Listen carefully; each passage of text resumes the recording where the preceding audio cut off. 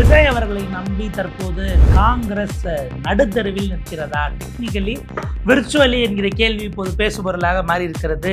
இந்த கர்மான்னு ஒன்று சொல்லுவாங்களே, அந்த காங்கிரஸ் நோக்கி திரும்ப வந்துருச்சு அப்படின்னும் சமூக வலைதளங்களில் சிலர் எழுதுவதை பார்க்க முடிகிறது. என்னங்க இவ்வளவு முயற்சி பண்ணியும் கடைசி ராகுலை பிரதமராக்க விஜய் எதற்காக உழைக்க வேண்டும், அவரே ஆயிடுவாரு அப்படிங்கிற மாதிரியான பேசுபொருள்கள். காங்கிரஸ் கட்சி இப்போது அவசரப்பட்டு அணிமாறியதனால் இன்றைக்கு தாவேகாவை நம்பி 2029க்கான கனவையும் பறிகொடுக்க வேண்டிய சூழல் வந்திருக்கிறதா? பிரதமர் கனவில் உள்ளபடியே விஜய் இருக்கிறாரா? அவருடைய பின்னணி பிஆர் டீம் என்ன கணக்கில் இருக்கிறது, என்ன திட்டத்தில் இருக்கிறார்கள், விரிவாக அலசுகிறது இது தமிழ் குரல் எக்ஸ்க்ளூசிவ் செய்தி. தாவேகா தலைவர் தமிழ்நாடு முதலமைச்சர் விஜய் பிரதமர் ஆவாரான்னு ஒரு பக்கம் விவாதம் வரும்போதே பலரும் நீங்க அதை விடுங்க, இந்த பக்கம் இப்ப கூட இருக்க ராகுல்ஜி அவர் பிரதமர் ஆகணும் என்பதற்காக காங்கிரஸ் கண்டிருக்கக்கூடிய கனவு செயல் திட்டம் இதெல்லாம் என்னங்க ஆகும்? அப்புறம் இன்னைக்கு ஒருத்தர் முதலமைச்சர் ஆயிட்டு உடனே சொல்றாரு, எத்தனை முன்னாள் முதலமைச்சர்கள் காங்கிரஸ்ல இருக்கிறாங்க, அவங்கெல்லாம் பிரதமர் ஆனாங்களா அப்படிங்கிற விவாதம் ஒரு பக்கம் ஓடிக்கொண்டிருக்கிறது. காங்கிரஸை நடுத்தருவில் விட்டிருக்கிறார்களா? நீங்க விர்ச்சுவலி தாவேகாவை பொறுத்த வரைக்கும் ஒரே விஷயம்தான், கூட்டணியில் சேரும்போது காங்கிரஸ் தான் சொல்லுச்சு, நாங்கள் அடுத்து இருக்கக்கூடிய உள்ளாட்சி தேர்தலில் அவருடன் கூட்டணி, வர இருக்கிற இடைத்தேர்தல்களில் அப்படின்னா அதுவும் உள்ளடக்கி தான் வச்சுக்கோங்களேன், அடுத்து வருகிற லோக்சபா தேர்தல், அதற்கடுத்து வருகிற ராஜ்யசபா தேர்தல், அதற்கடுத்து வருகிற சட்டமன்ற தேர்தல், இது எல்லாவற்றிலும் நாங்கள் கூட்டணிக்கு போவோம் அப்படிங்கிற மாதிரி பேசுனது தான் கவனிக்கத்தக்கதாக இருந்தது. அந்த கடிதத்திலே அதை அவங்க கொடுத்துருந்தாங்க. இதற்கப்புறம் இனி வரக்கூடிய எல்லா தேர்தல்களிலும் தமிழக வெற்றி கழகத்தின் தலைமையிலான அணியில் காங்கிரஸ் பயணிக்கும் நாங்கள் ஏதாவது ஒரு இடத்துலயாச்சும் விஜய் அவர்கள் இன்றைக்கு 108ங்கிற எண்ணிக்கை வந்ததுனால கூட்டணி ஆட்சிக்குள் காங்கிரஸை பங்கு கொடுத்து வைத்திருக்கிறாரே தவிர தேர்தல் கூட்டணி என இதுவரை விஜய் அவர்கள் அறிவிக்கவே இல்லை. அப்படின்னா 2029 அவர் உங்க கூட தான் வருவார்னு நிம்மல் எதை வச்சு நம்புறான் அப்படிங்கிற கேள்வியை பலரும் கேட்கறதுக்கான வாய்ப்பு இருக்கு இல்லையா? விஜய் இந்தியா கூட்டணிக்கு நீங்கள் இப்போ வாங்கன்னு கூப்பிட்டீங்க, அவர் வர முடியாதுன்னு மறுத்துட்டாரு. மறுத்த பிறகு நீங்கள் என்ன சொன்னீங்க, என்ன இருந்தாலும் அவருக்கு ஒரு எம்பி கூட இல்லை, இருந்திருந்தா அவர் வந்திருப்பாரு அப்படிங்கிற வகையில் எல்லாம் காங்கிரஸ் பேசிச்சு. சரிங்க, அதில் அந்த கர்மா அப்படின்னீங்களே, அதாவது செய்வினைனா நம்ம இதில் மாந்திரீகம் அந்த செய்வினை கிடையாது. நீங்கள் செய்த ஒரு வினை உங்களை நீங்கள் விதைத்த வினை எல்லாம் உங்களை அறுக்க காத்திருக்குன்னு ஒரு சினிமா வசனம் வரும் இல்லை, அந்த மாதிரி முன்வினை அப்படிங்கிறது இருக்கும், அல்லது ஊழ்வினை என்கிற ஒரு வாசகம் இருக்கும். அந்த முன்வினை பயன் அப்படிங்கிறது யார் 2 பேருடையது? நம்ம சமீபத்திய தேர்தல் உதாரணங்கள் கடந்த 3 ஆண்டுகளை மட்டும் எடுத்தோம் அப்படின்னா ஒரு 4 உதாரணங்களை நம்மால் சொல்ல முடியும். காங்கிரஸ் எப்படி அவங்க பெரிய ஆளாக இருக்கிற இடத்துல கூட்டணி கட்சி தலைவர்களை அவமானப்படுத்தினார்கள், இன்னைக்கு அவங்க இந்தியா கூட்டணியில் இருக்கிறாங்க அப்படிங்கிறதுக்கு ஒரு 4 உதாரணங்கள். அகிலேஷ் யாதவ் எடுத்துக்கலாம். அகிலேஷ் யாதவ் மத்திய பிரதேஷ் எலெக்ஷனில் நாங்கள் அப்படி தானங்க பக்கத்தில் தானங்க இருக்கோம், எல்லையோர இல்லை சில தொகுதிகள் என்பதாக எம்எல்ஏ எலெக்ஷனில் போய் கேட்குறாரு மத்திய பிரதேஷில். நீங்கள் மத்திய பிரதேசில் 2003க்கு பிறகு காங்கிரஸ் ஆட்சிக்கே வர முடியல. நல்ல ஒரு 1.5 வருஷம் வந்தாங்க, அவங்க சிந்தியாவை வச்சு கட்சியை உடைச்சி அந்த 1.25 வருஷம் 1.5 வருஷத்தில் ஆட்சியை கவுத்துவிட்டு திரும்பவும் பிஜேபி வந்து உட்கார்ந்துருச்சு.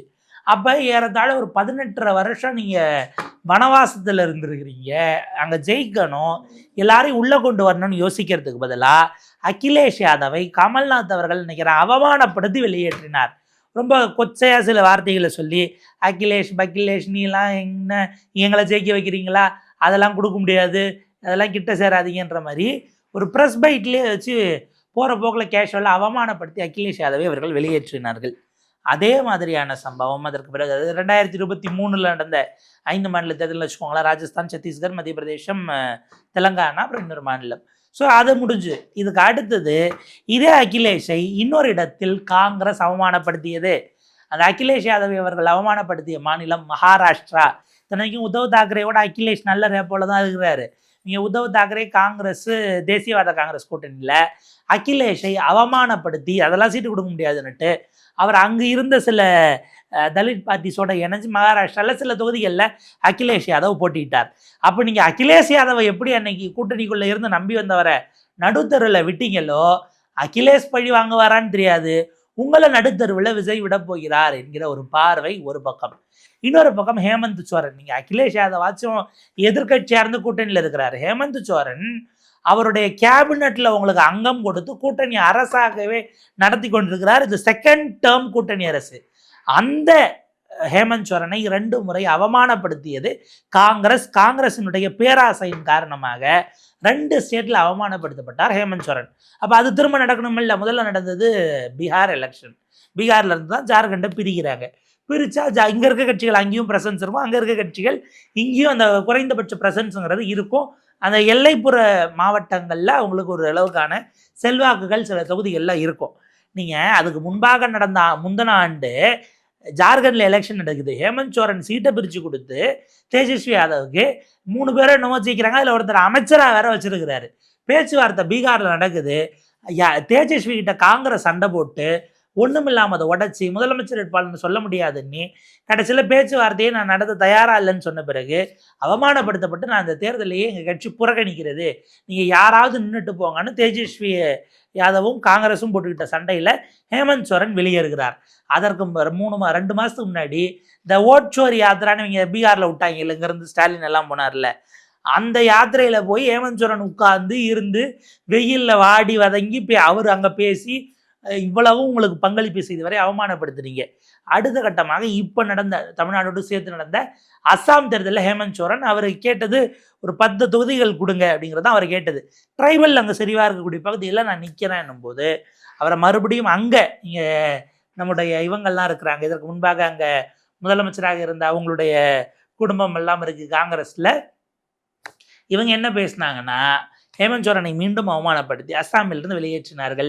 ஹேமந்த் சோரன் அதற்கு பழி தீர்ப்பாரா என்பது தெரியாது. இப்போ சமீப காலத்துலாம் பார்த்தீங்கன்னா ராகுல் காந்தி இந்த மோடி வீட்டு வாசலில் போராடி மூக்கெல்லாம் அவரை அப்புறப்படுத்தும் போது உடஞ்சி சில்லு மூக்கு உடஞ்சி ரத்தமெல்லாம் வந்தது இல்லையா? அது சில்லு மூக்கா இல்லை தாக்கினதுனால உடஞ்சிதோ, அந்த இதுக்கெல்லாம் ஹேமந்த் சோரன் இப்போ வரைக்கும் கண்டிக்கலை. அங்கே ஜார்க்கண்டில் மாணவர்கள் மீது நடந்த அடக்குமுறையை ராகுல் காந்தி அதை யாராக இருந்தாலும் கண்டிப்பேங்கிறாரு.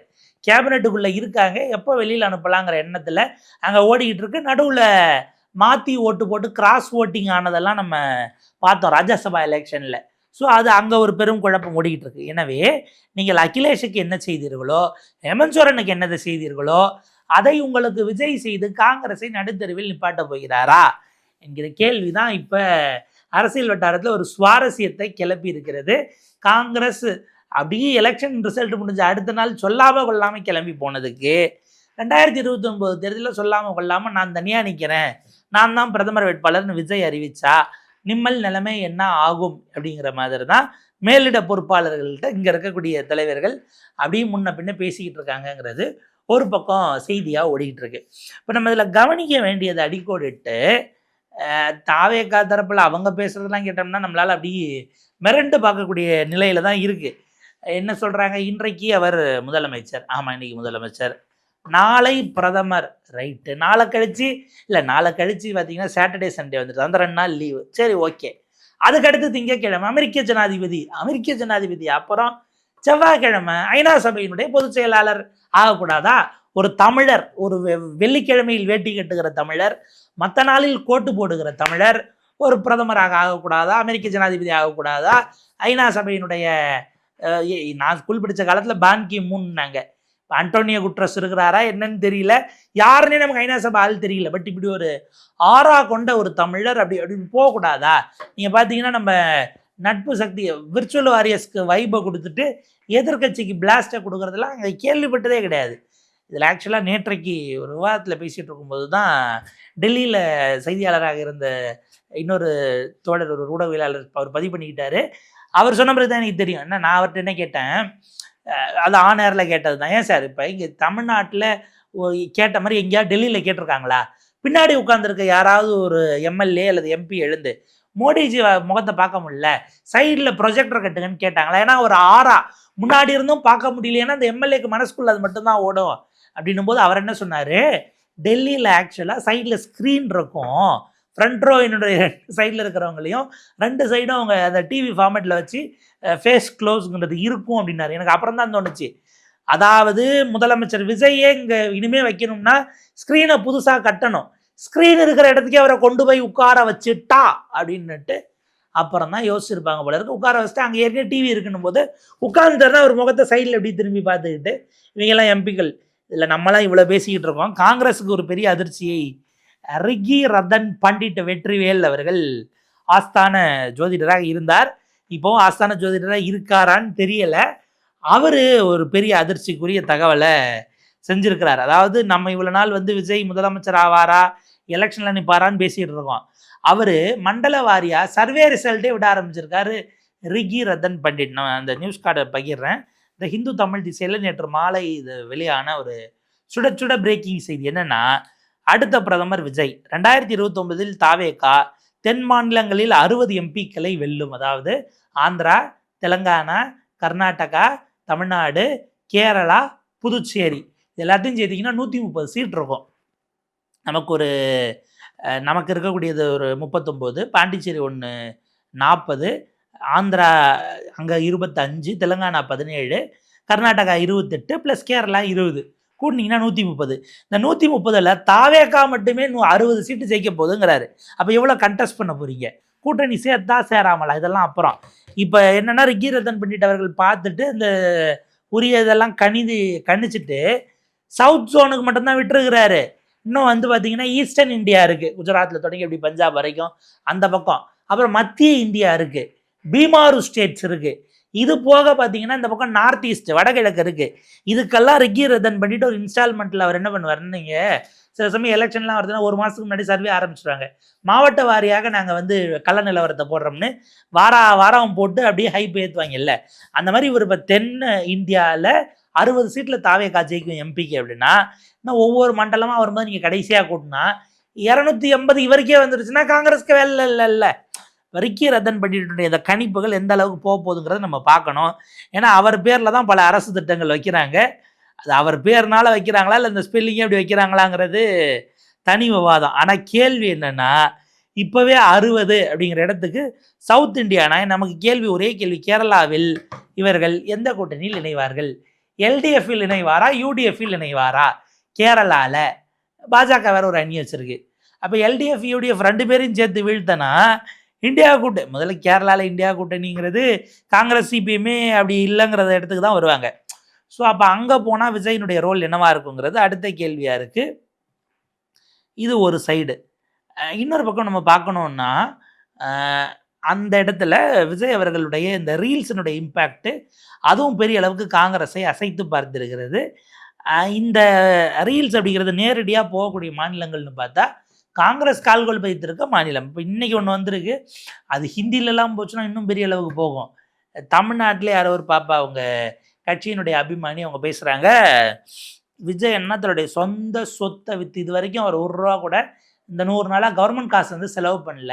மகளிர் உரிமை தொகை 1000, பஸ்ஸு, தாய்மாமன் தங்கச்சி, அதெல்லாம் சொந்த சொத்தை விற்று தான் கொடுத்துக்கிட்டு இருக்காருன்னு அதை இல்லைங்கன்னு சொல்கிற அந்த நெறியாளர்கிட்ட சண்டை போடுறாங்க.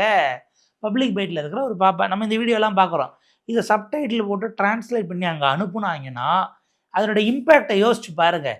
ஒரு பக்கம் சிஜேபி ஏற்கனவே நமக்கு குடைச்சலாக இருக்குது, இதில் விஜய் வர இப்போ இடைத்தேர்தல் மாத்திரம் நடந்து எண்ணிக்கை கிடைக்கிறது என்றால் காங்கிரஸ் ஆட்டோமேட்டிக்காக வெளியேற்றுகிற வேலையை விஜய் செய்வார் என்பது காங்கிரஸுக்கு நம்மை விட மிக நன்றாக தெரிகிறது.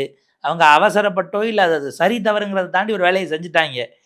அதில் என்ன சிக்கல்னா, செஞ்ச பிறகு அதற்கான வினை இப்போ மெல்லவும் முடியாமல் முழுங்கவும் முடியாமல் அந்த மீன் முள் கரெக்டாக தொண்டைக்கு நடுவில் கிராஸில் போய் நின்ன மாதிரி கரெக்டாக போய் ஃபிட்டின் ஆகிருக்குது. இப்போ என்ன பண்ண போகிறாங்க? வெள்ளச்சோத்தை மொத்தமாக வாரி அப்படியே சாப்பிட்டு உள்ளே இறக்க போகிறாங்களா, இல்லை உள்ளே வந்து முன்னாடி இந்த கிடுக்கிங்கிற மாதிரி இருக்கும் அதை உள்ளே விட்டு எடுக்க போகிறாங்களாங்கிறது காங்கிரஸுக்கு தான் வெளிச்சம். எனவே விஜய் அவர்கள் நம்ப தகுந்த பார்ட்னர் இல்லை என்பதை காங்கிரஸ் உணர்ந்திருக்கிறது.